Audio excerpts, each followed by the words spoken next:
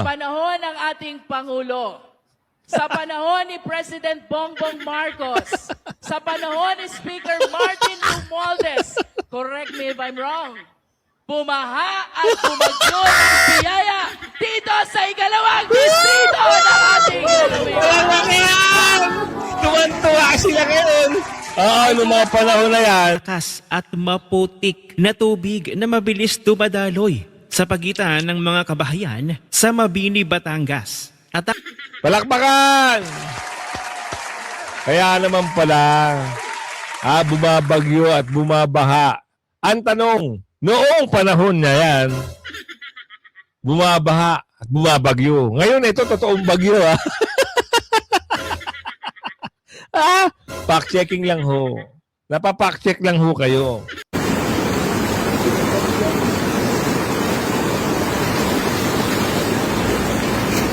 Yes.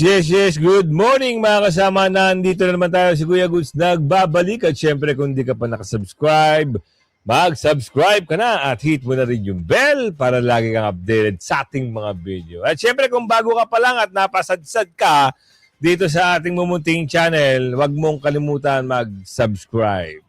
At syempre sa dulo ng ating video, syempre yung shoutout segment natin, pag-uusapan din natin. Hay nako, talaga naman. Ilang araw na ho rin nag-uulan. Talaga naman hong fact-checking na to ng malala. Oo, malalaman dito kung sino ho yung mga kongresista na nagsipirma sa impeachment ni BP Sara. Ngayon, hinahanap po si BP Sara. Anak ka ng tokwa. O may isa hong congressman na binaha. Meron, hindi natin alam kung siya ba ang nag-post nito o siya yung mismong nag-post. Pasadahan natin yan. Pero sabi ko nga sa inyo, andyan po yung join button. Pumindot ka na at sa dulo ng ating video. Yung shoutout segment natin, huwag niyong kalimutan. Eto na. Dahil kay Luistro, Nang dahil kay Speaker, ang yabang-yabang ho ng isang congressman at yung congresswoman, kung tawagin nila ay si Bakul. Na si Bakul, niyabang-yabang ho nang dahil kay Speaker lahat. Baka pati nga pagbaha ho ay makita natin na nandahil kay Speaker. Dahil meron ho video dito, meron akong ibibigay sa inyong video na laging si Speaker. Wala ho siyang bukang bibig kundi si Speaker. So ngayon, nagtatanong ho tayo dahil ilang days na ho, mapalo na ho ng 1 week eh. Almost 1 week na ho itong habagat at hindi ho tinatantanan ni habagat ang Pilipinas. Hindi ho tayo natutuwa sa baha. Dito tayo natutuwa mismo ang habagat ang nagpapack-check kung sino-sino ho ang mga magnanakaw, kung sino-sino ho ang dumorobo, kung sino-sino ho ang kumamal ng flood control budget. Bakit ho yung mga congressman at congresswoman na minahal mismo ang grupo at leader ng mga magnanakaw, yun pa mismo ngayon ang nagtitrend sa kanilang lugar? Humihingi pa kayo ng tulong. Hinahanap nyo pa. Meron dyan, yung sa La Union, humihingi ng tulong sa gobyerno. Asan yung pondo? Tatanong lang ho kami.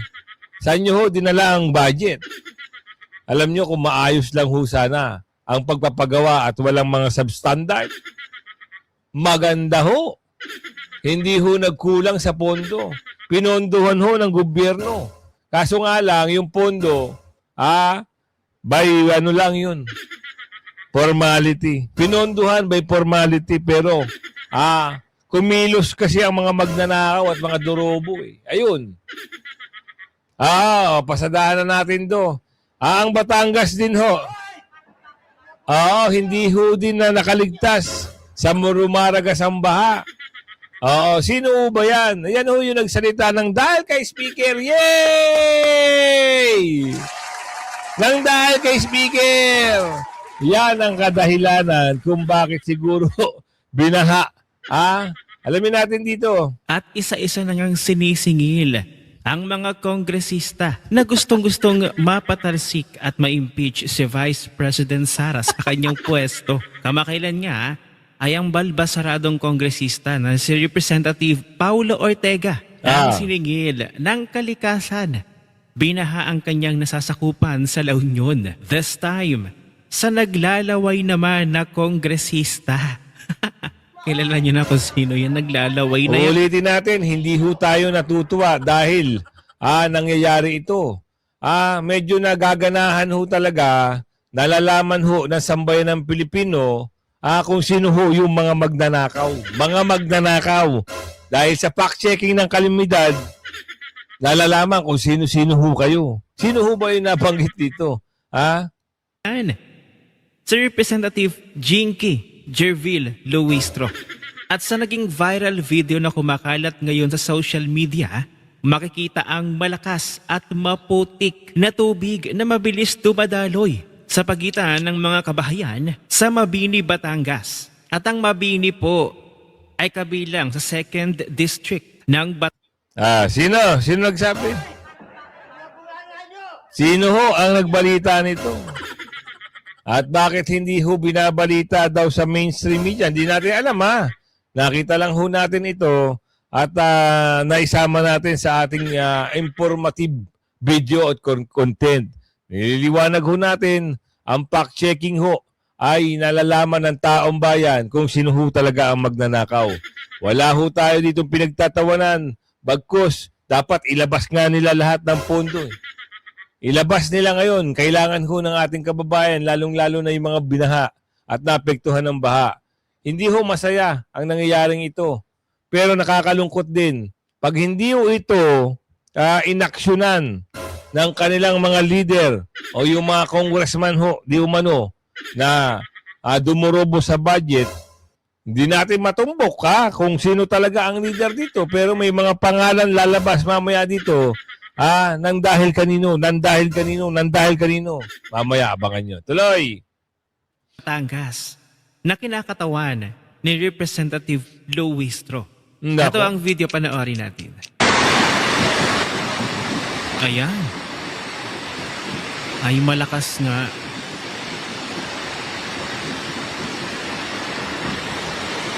Ano ka ngayon, Luistro? Ngayon mo tawagin si Speaker. Grabe kawawa naman yung mga bahay na nadaanan na ng baha. Nasaan ang flood control? Ang lakas Sang magkamali ka lang dito na hakbang, kung ikay lulusong dito, tatangayin ka.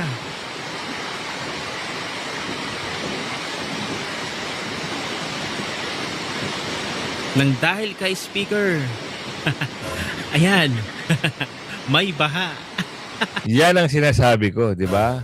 Ngayon, hanapin natin yung mga kongresista. Asan na ho kayo? Yung mga nagsipirma sa impeachment, please, raise your hand. Asan na ho kayo? Present ho ba kayo dito? Isa rin ho ba kayo sa mga, yung mga congresswoman, congressman na nagsipirma sa impeachment? Bakit ho nyo hinahanap si VP Sara? Meron ho kasing post na hinahanap. Actually, kasama din ho sa lugar na ito, sa balita, sa may mga nag-post, ang lugar na ito, distrito din ng isa hong bumabatikos kay VP Sara. Shout out ho sa iyo, sir. Kamusta naman ho ang iyong kababayan? Sana ho, yung evacuation center, ihanda nyo. At sana ho, bigyan nyo sila ng ayuda. Ilabas nyo naman, sir. Meron hong video dito, maya-maya, papasadahan natin. Yung mama na iyon, isa rin ho sa mga bumibira kay VP Sara at isa rin siya sa bumabatikos.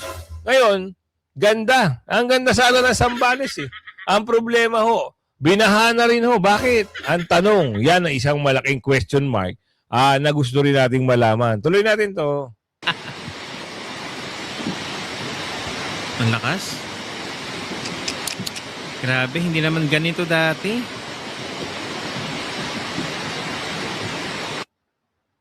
At sa pagkakaalam ko hindi naman binabaha ang Batangas. Ayan din ang alam Ngayong ko. administrasyon lang pumasok. Pumasok ang Marcos administration, binaha na ang Batangas. At dahil dyan, pinutakte at kinuyog ng mga netizens si Jinky Luistro. Ito ang sabi ni Mr. J. Sonza. Ito ay mismong bayan ni Representative Jervil Luistro ang nagpasikat ng mga katagang ng dahil ni Speaker. So balik tanaw tayo dyan. Dyan sa dahil kay Speaker. Pero syempre, bago natin ibigay sa inyo yung video na yan, palakpakan muna natin sila. Oo, napakagaling nyo talaga. Ngayon, according sa video kanina, ang Mabini, Batangas, hindi ho binabaha. Ngayon, nagulat din siya sa panahon ngayon na yung 5,500 flood control. Ako, nagalit ho yung itaas, ha? Nagalit. Kung napanood nyo yung video natin kahapon o kagabi, ano ho bang masasabi nyo? Mag-comment ho kayo doon. Mag-comment ho kayo. Maganda ho ba? Maayos ho ba ang ating mga binibigay na impormasyon sa inyo? Hindi ho binabalita ng mga ungguyan, yung mga bayaran nilang stream media. Ngayon, balik tanaw tayo sa mga nagsipirma ho doon sa impeachment ni BP Sara. Kailan ho ba nagsimula yan? 2005 February. Ang unang arangkada o bugso ng mga kongresista nagsipirma sa impeachment ay 215. Pero nadagdagan ho yan ng 25 pa. Kaya umabot ho ng kulang-kulang 200 plus eh. 232 ata kung di tayo nagkakamali. Ngayon, meron ditong isang congressman, hindi ilan eh, maraming congressman. Yung mga nagyabang-yabang, ngayon hihahanapin yung si BP Sara. Wow! Ito na, pasok na natin yung dahil kay Speaker. Of the Congress of the Philippines. Ayan na siya. Kung bakit bumabagyo at bumabaha ng biyaya sa 2nd District. Kasi Nako, eto Palakpakan! Kaya naman pala, bumabagyo at bumabaha. Ang tanong, noong panahon na yan, bumabaha at bumabagyo. Ngayon, ito totoong bagyo, Fact-checking lang ho. Napapack-check lang ho kayo. First time ever ho ba itong binagyo? Sa panunungkulan? Nagtatanong ho lang Ngayon, ito po ba malaking katotohanan ng dahil kay Speaker ng lahat? Isang malaking tanong ng aming kababayan at lalong-lalo na si Aling Ledesma. Dahil ba kay Speaker lahat ng ito? Na sana yung budget ng flood control maging maayos. Kaso nga lang, ng dahil kay Speaker ay... kasama natin ang iginagalang, pinakamabait at pinakamagaling na Speaker ng Kongreso ng Pilipinas. Whatever you are witnessing right now ay hindi po mangyayari without the leadership of the best ever Speaker of the Congress of the Philippines. At ito po ang palagi kong sinasabi sa inyo, kung bakit bumabagyo at bumabaha ng biyaya sa 2nd District. It is because of our dear Speaker. Ito lang ang tanong, Sabi nung kumari na Aling Ledesma, ganito. Mawi-bawi lang daw ho kasi nung mga panahon na yun, bumabagyo Bumabaha. ng biyaya. Biyaya ang pinag-uusapan dito Ito maging mautak na ho ang mga taga Batangas. Kung sino ho nakakasakop sa inyo. Wag na ho kayong umasa. Nang dahil kay Speaker. Wag. Ibahin nyo na ho ang landas. Kung meron ho kayong maipapalit sa inyong mga congressman o congresswoman, palitan nyo na ho. At doon din ho sa mga pumirma sa impeachment ni BP Sara, wag na ho kayong umasa na maging congressman at congressman nyo pa rin sila. Palitan nyo!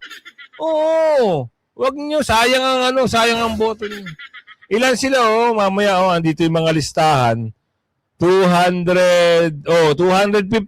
Anak ka ng bugi o kadami o. 240 na. Umabot ho ng 240 kasi may 25 humabol pa noong February 5, 2025. O tuloy, dahil kay Speaker ano? So once again, let me state my lines. Kaya may AX dahil ni Speaker. Kaya may akap dahil ni Speaker. Kaya may tupad dahil ni Speaker. Kaya may mga barangay road dahil ni Speaker. Kaya may patubig dahil ni Speaker. At kaya may ground. Ayun na! Nagkalintik-lintik. Kaya naman pala tinubig. Kasi may patubig. Kaya may patubig. Ay, kawawa naman to si Speaker. Oh, special mention lagi, Yung dating Speaker. Kaya naman pala nagkaganyan dahil may patubig si dating Speaker. Rudy, ano nangyari? Oo, tuwan-tuwa sila noon. Oh, kumusta naman ngayon? Di tayo natutuwa. Fact-checking lang ho ng kalimidad. Ilang days ho. Pag yan, ayan na, nag-alarm na ang MMDRC. Alam niyo ho, simula ho kanina hong 2:00 na madaling araw, umarangkadan, ayan na.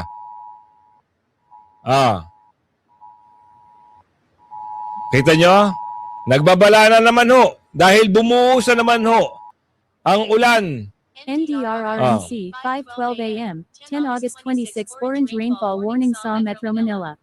Nagbabantaang natinding pagulan, pagbaha at pagahoing lupa.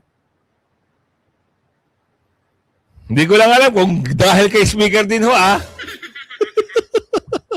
Anak ka ng bugi, Tuloy! Breaking ngayon dahil ni Speaker. I understand wala pong perpektong gobyerno. Tama? Pero, Tama? kung maayos sana, tama! Wala hong perpektong gobyerno. Tama! Pero, kung may political will ang bawat nanunungkulan sa gobyerno, meron. Maayos. Bakit hindi natin i-adapt? Kung ano meron ng Hong Kong, kung ano meron ng Singapore, karatig, bansa lang natin, kapitbahay lang natin. Hindi natin i-adapt kung ano meron ng Japan, ang meron ng Korea. Kung maayos ang leader, maayos ang mga gabinete, maayos ang mayor, congressman, etc., maayos ang gobyerno. Yan ang pakatandaan. Sana ng mga congressman at kongresista na tumatakbo. Hindi pansarili ang labanan dito. Kaya sa kalamidad na ito, malalaman nyo sino kawawa dito. Di ba? Meron na hubang evacuation center? Meron hubang rescue plan? Meron hubang preventive measure pagkatapos ng kalamidad na ito? Dapat ganun, pang matagalang solusyon. Kasi ang nangyayari ngayon, propaganda. Pupunta yung isang gabinete, magsisigaw sa Davao, magmumura, tapos pagdating sa ibang lugar, hindi tinitignan kung saan yung baha. May baha ba? Sa Davao? Napak-check nyo ang Davao? Ngayon, ito, silipin nyo lahat. Maynila, Zambales, Norte, South. Lahat-lahat. Palakpakan! Kung meron sanang maayos na gobyerno, maayos yung kanilang gusto at kagustuhan, hindi ho magkakalintik-lintik yung ating mga flood control. Walang perpektong gobyerno. But one thing I can assure you, Na sa ano? panahon ng ating Pangulo, sa panahon ni President Bongbong Marcos, sa panahon ni Speaker Martin Romualdez, correct me if I'm wrong, bumaha at bumagyo ng biyaya dito sa ikalawang distrito ng ating Walang yan! Tuwan-tuwa sila ngayon. Noong mga panahon na yan, tuwan-tuwa ho sila. nang dahil daw sa administrasyon. Ngayon, ang tanong ko, noong namumuno ba si Tatay Digong, noong namumuno ba yung mga ibang presidente, naramdaman nyo ho ba ang galit at hagupit ng kalamidad? Nagtatanong lang ho kami. Naranasan ho ba ng ating kababayan kung gaano katindi at ilang araw na walang tigil ang pag-uulan? Nang dahil kanino ba yan? Yan ho ang galit ho ng kalamidad. Ang taas na ho ang kikilos doon sa mga magnanakaw sa kabanang bayan. Yan ho ang katotohanan. Hindi man ho makuha ng hustisya dahil nagkakampi-kampihan ng mga durobo at mga maleta gangers. Pansinin nyo ho, yung mga congressman, yung mga gabinete, yung mga tao ng bangag na panggulo, tignan ho yung lugar nila. Binabaha. Hindi tayo natutuwa. Doon tayo nagagalit sa mga taong magnanakaw na inubos ang pondo ng flood control. Mahiyaho kayo. Asan kayo ngayon? Baka na naman itong calamity fund na iasa nyo sa gobyerno, kurakutin nyo pa rin. Baka isama nyo sa inyong mga mali-maleta. Mahiya na ho kayo. Kawawa ho yung mga kababayan nyo. Ngayon, punta tayo ngayon. May issue sila.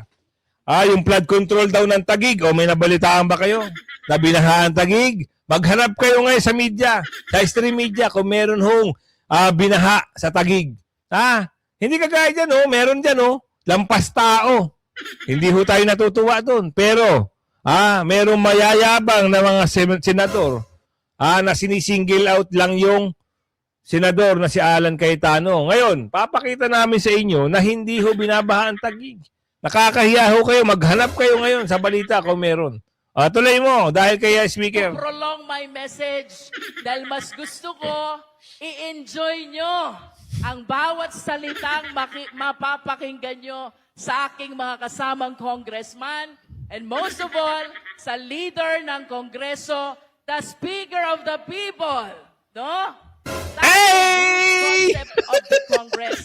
It is not the House of Representatives. Instead, it is the House of the People. At karangalan ko po na ngayong tanghaling ito ay kasama natin ang iginagalang, pinakamabait at pinakamagaling na Speaker ng Kongreso ng Pilipinas, Batangas 2nd District. Ang ating pasasalamat at pagmamahal iparinig sa pamamagitan ng pinakamalakas na palakpakan sigaw!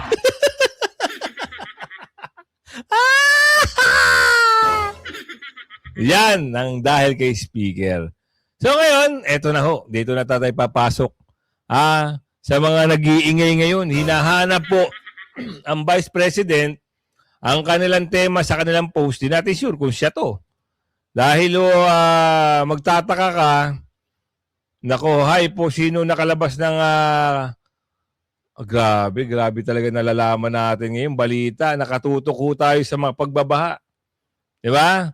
Ito, hinahanap po ang Vice President. Asa na ho daw si BP Sara? Bakit kailangan mo si BP Sara? Pinai-impis nyo, tapos hahanapin nyo, anak ka ng toko, di ba? Sa Sambales ho ito, isa ho sa pumirma at mahilig mag-ingay kay BP Sara. Please welcome.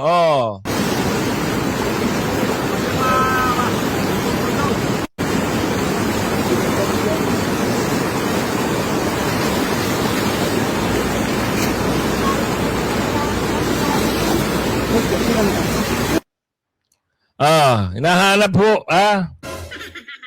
ng isang congressman sa Sambales, nasan daw ho si BP Sara? Bakit daw ho wala? Di ba nga pinai-impeach mo? Bakit hahanapin mo? Nagtatanong lang ho kami, bakit ho hinahanap nyo ngayon? Kung gusto nyo naman i-impeach si BP Sara, wag nyo nang hanapin. Wala ho kayong makikitang balita ngayon. Puro baha. Baha sa Las Piñas, baha sa Cavite, baha sa Quezon City, baha sa Maynila, baha sa Norte. Ang malala nito, ano ho ba aksyon ang gagawin ng gobyernong ito? Kasi ho, ang Bulacan ho, wala na talaga. Lalo na ang Hagunoy, Pombong, Kalumpit, Karatigbayan, Pampanga. Kumusta naman ho yung mga taga Valenzuela? Ano ho ba aksyon? Nagtatanong lang ho kami. Ano ho ba ang ginawa? So, ganun lang ho ba? Pagkatapos na lang ho, tatapusin na lang ho ang termino, tapos wala na? Wala hong pang matagalang solusyon? Dahil kung wala pang matagalang solusyon, paulit-ulit na lang itong kalamidad, siyempre hindi naman humawawala yan. Oo, paulit-ulit na lang, manunumbalik itong mga nangyayari at pangyayari. So, ulitin natin, hindi tayo natutuwa sa nangyayari ngayon dahil marami ho ang naapektuhan. Nagagalit tayo, sana isuka na nila yung mga pinagnanakaw nila. Isuka na nila. Panahon na ho para isuka nyo na lahat ng mga pinagnanakaw nyo. Mga busit kayo. Busit hindi wala akong sinabing buwisit. busit kayo. Yung mga magnanakaw sa Kabanang Bayan. Shout out po sa inyo ngayon, merong balita rito. Napakadami ho ng balita ngayon. Ito, panoorin nyo Escudero na magpaalaala sa mga senator judge. Nagpasaring. Wait lang ang prosecution pala dito nagpasaring. Pero anyway, pasadahan na rin natin. Hindi ko alam kung mamaya ho kung meron trial kasi alam nyo naman. Hindi naman passable lahat ng mga kalsada ngayon. Yung ibang congressman, hindi natin alam kung saan ibang senador. Hindi natin alam kung makaka-attend ba yan o pupunta ba ng Senado o bukas na. Pero okay pa rin kung bukas na. Bakit? Makakatipid tayo ng 25 million. Sa budget sa Senado. Diba? Pero anyway, kung halimbawa naman na matuloy mamaya, abangan natin sino ba ang mga witness. Mga witness mamaya. Ano oras ho ba? 10:00 ng umaga. Alamin natin yung mangyayari. Siguro, yung nakaraang linggo, yung COA auditor, siya pa rin. Tapos, si Las Cañas, yung sinungaling na binawi yung affidavit, nasuhulan daw ito ni Nasuhulan daw ho ito ni, sino ba ito? Si Trililing. Mamaya yan, papasadahan natin yan pag napalabas na ho yung trial. Sino ba si Arturo Las Cañas? Bakit niya sinasama si BP Sara dito sa issue ng ICC? Alamin natin ho yan maya-maya. Mamaya pag napasadahan na sa trial, kung ano kalalabasan nun, doon tayo magre-reaction. Ngayon, bakit ho umaalma dito yung mga prosecution? Maghinay-hinay daw ho. Bakit? Apektado ho kayo? Nag-aano na ho ba kayo? Baka ma-acquit si BP Sara? Ito, expected na ho natin ito. Wala ho makukuha ang 16 na boto. Kaya ho ito, mga ito, nanggugulo na ho lang. Na naninira na lang kay Vice President Sara Duterte. Bakit ho ba kayo takot na takot? Tingnan nga sa video ito. Nanawagan ng prosekusyon kay Presiding Officer Chis Escudero na magpaalaala sa mga senator judge na maging pata sa impeachment trial. Kasunod yan ang pagpuna ng Malacanang na may ilang senator judges na umaastaw man ng abogado para sa defense team ni VP Sara. Halata naman ang Malacanang, Halata kayo masyado. Akala ba namin hindi kayo nakikialam sa impeachment? Bakit ngayon parang sinabihan nyo na maghinay-hinay? Pero anyway, ganyan talaga ang laro ng politika. Sabi ko nga sa inyo, ang politika, yan ang laro ng mga hindi naman lahat, hindi naman natin nilalahat. Pero yan ang isang malaking katotohanan dyan. Kasi isipin mo, gagastos ka para lang sa kandidatura mo, pagkatapos noon, babawiin mo yung lahat ng ginastos mo. Hindi ho biro. Pag nangampanya ka at wala kang pondo, hindi ho biro yan. Kulang ho ang 20 milyones mo kung mababang nasa LGU ka. Kulang ho ang 20 milyones mo para kumandidato ka. Ngayon, kailangan mo mas malaki. Tuloy mo. Live mula sa Batasang Pambansa, nangunguna sa balita si News 5 House Correspondent Marian Enriquez. Marian, ano pa ang pahayag ng prosekusyon? Yes, JG, sinigundahan nga ng ilang tagapagsalita ng House Prosecution Panel itong pahayag ng palasyo na hindi dapat maging biased yung mga senator judges dito nga sa gumugulong na impeachment trial o paglilitis kay Vice President Sara Duterte. Matatanda ang unang nasabi ni Palace Press Officer Yuse Claire Castro na hindi mandato ng mga senator judges na walisin yung katotohanan. Tanging mga clarificatory questions lamang dapat yung tanong sa kanila at hindi raw dapat nakikipagdebate o parang nakakaroon ng cross-examination. At kung babalikan lang natin, JG, kung maalala po ninyo, nagkaroon ng mainit na debate, kumbaga, dito nga sa pagtatanong ni Senator Amy Marcos doon sa sinalang na testigo ng House Prosecution Panel na si State Auditor Roderick Wamil. Tungkol nga riyan, doon sa pagtatanong ni Senator Amy, doon sa accountability ni Vice President Sara Duterte doon sa paggasta sa confidential funds. At Ayun naman pala, yun ang nakita nila. Na parang kinakampihan daw, wala na ho kayong pakialam. Hindi ho kayo senator judge, yun lang yun, ha? Oo, iyak nyo na lang yan. Lalong-lalo na yung payaso ng palasyo na mahilig mga ngaw. Ay, kumabot tayo sa video natin ito. Kumabot ka sa video ito, ha? Ako naman ho ay maglalambing. Kung nagustuhan nyo ang ating komentaryo at reaksyon, pwede ho kayo magkomento dyan. Na nasisiyahan kayo. Sa pag-like nyo lang, okay na tayo. Masaya na ho tayo dyan. At syempre, i-plus nyo na yung mag-subscribe ka. Diba? Pag magsasubscribe ka, ganito lang ho. Kasimplihan lang natin, ha. Pindutin nyo yung subscribe button dyan. I-select mo yung bell. Pindutin nyo yung bell. At i-all mo. Yun ang magandang para every time na meron tayong upload video, meron ka hong natatanggap na notification. At siyempre, ito naman, dito tayo sa shoutout segment natin. At kung halimbawa masayang-masaya ka, magkomento ka. Kuya Gus, natuwa ako doon sa komentaryo mo. Ang galing mo talaga. Yun, i-comment mo.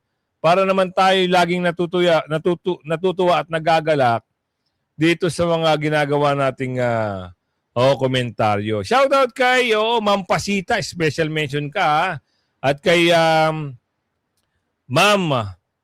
kay Mama Damanusan, shoutout po sa iyo, ha. Kay Mama Malu Survivor Mix Vlog, kay Seng, shoutout po sa inyo.